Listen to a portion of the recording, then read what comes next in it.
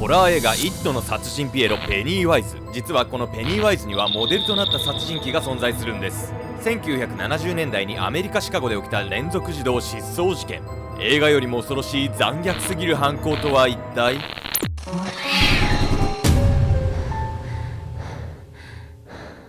はいどうも、アルゴメトリーのケンちゃんです。どうも、セクシーピエロ、ヤミヤミコよ。はい、ケンジジョージみたいに言うな、お前ずっと排水口でというわけで今回は凶悪サイコパス殺人鬼シリーズです。怖いワード3つも習ってんじゃない？これどういうこと？ホラー映画史上最もヒットした作品「イット!」に出てくる殺人ピエロペニーワイズ。実はこのペニーワイズはこの現実世界に実在する殺人鬼がモデルになっていたんです。1970年代シカゴを恐怖に陥れた連続児童失踪事件。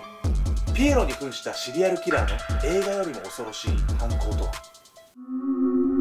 キラークラウン。今回の事件の舞台はアメリカイリノイ州の大都市シカゴ。1972年から1978年の6年間に多くの少年の命を奪い、ペニーワイズのモデルとなった男の名はジョン・ウェイン・ゲイシー。彼はシカゴで建築業を営みながら地元民主党党員も務め、時のカーターアメリカ大統領夫人と握手した写真が残されるほど地域の名詞的存在の男だったんです。そんな彼は休日には保護と称したピエロに扮し、福祉施設を訪れたりチャリティーイベントを盛り上げるという活動までしていたんです。表では多くの人から尊敬を集め、子供たちの人気も高かったゲイシー。そんな近寄ってくる子供たちをゲイシーは頻繁に自宅に誘っていたんです。しかしそれは単にもてなすためではなく、中で暴行や殺人に手を染めていたのです。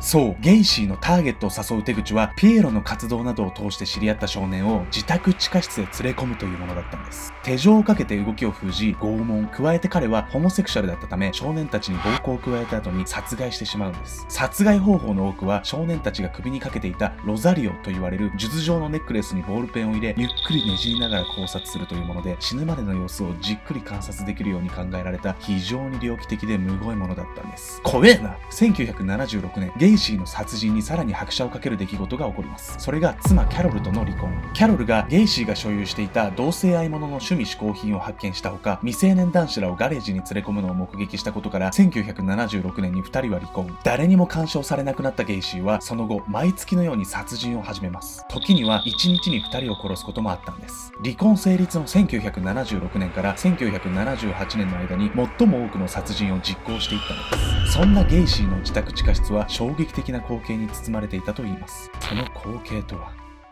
このゲイシーの地下室の話の前に、教えてよ早く。まだなんかなぜ地元の名士とまで言われたこの男がこんなサイコパスな殺人鬼になってしまったのか、ということをご紹介していきたいと思います。確かに気になるわね。そこにはね、幼少期の劣悪な家庭環境が関係していたんです。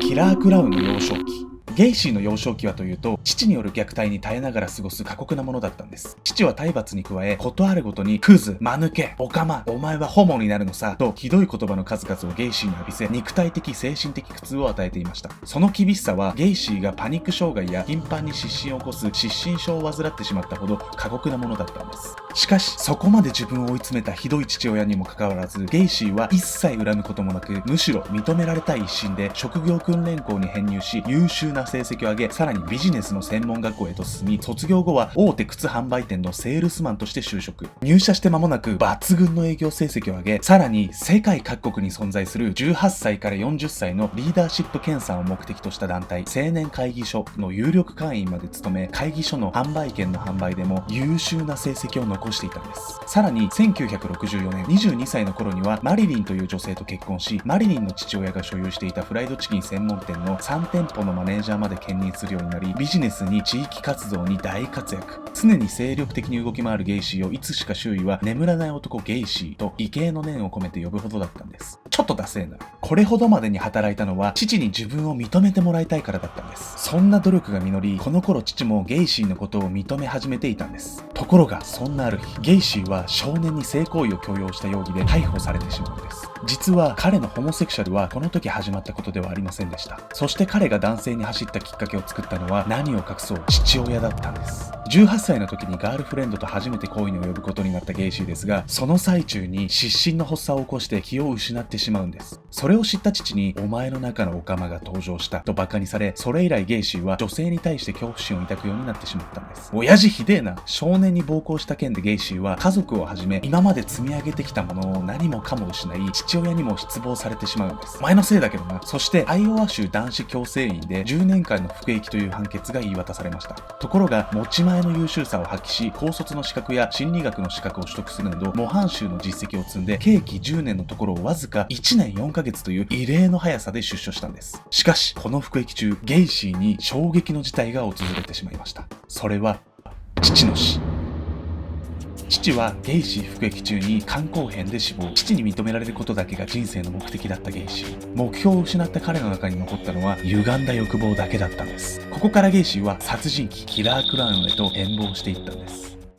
いや、なんかここで紹介する殺人鬼ってみんな何かしら幼少期にね、なんか原因があるわよね。俺らも一緒や。私たち幼少期に何かあったの？何かあっただろ絶対。ないわよ。ここから殺人を始めてしまったキラークラウン。彼はいかにして捕まってしまったのでしょうか。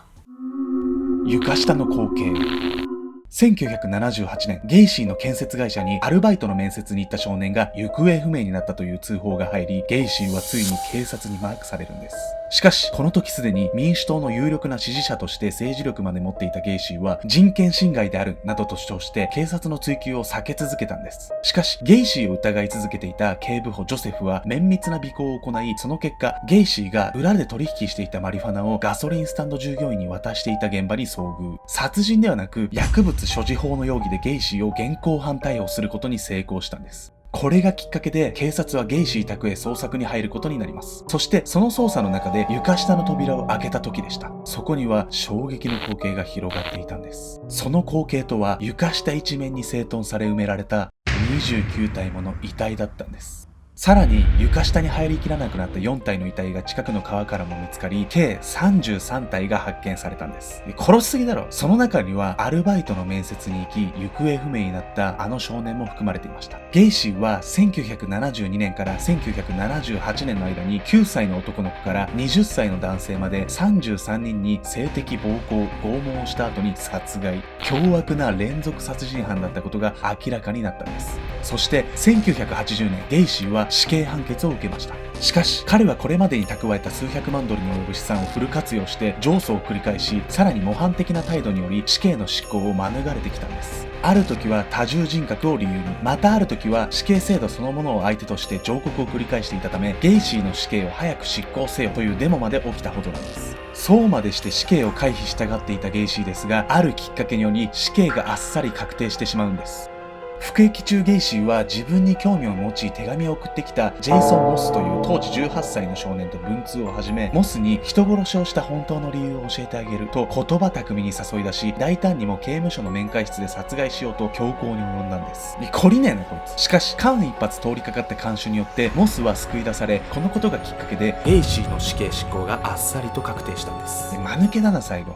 1994年5月10日、薬物注射による死刑が執行されました。本来平均7分ほどで静かに死ぬはずの薬なのですが、どういうわけかゲイシーに限って効果にムラが生じ、20分近く苦しんだ末絶命したんです。ゲイシーの残虐な行為がたたったとしか思えないですよね。こうしてゲイシーの一生は幕を閉じたんです。そして収束したかに思えたこの事件。しかし事件にはまだ多くの謎が残されています。その根拠はゲイシーの発言。当時ゲイシーを刑務所へ連れて行った署員にゲイシーはある捨て台詞を吐いていたんです。それは45体は見つかるはずだぞ。そう、実はこの事件、未確認の遺体がまだあると言われているんです。ちなみにゲイシーは趣味で絵を描いており、彼の描いたピエロの絵画はマニアに大変人気な品で、被害者の遺族によって大部分が焼却されはしましたが、残りの作品は今なお高値で取引されているほど。そう、ゲイシーのピエロは今も世界のどこかで笑っているんです。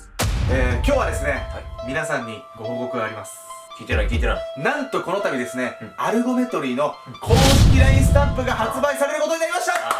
その話ね。その名もね、アルゴメトリーのそれ都市伝説ですよねスタンプです。概要欄や、終了画面のなんかリンクから購入できます。よろしくお願いします。一度見たら最後、呪いの八尺様をご存知だろうか。人里離れた村で起こると言われる呪われた怪奇伝説。謎が多く得体の知れない化け物八尺様の正体とは。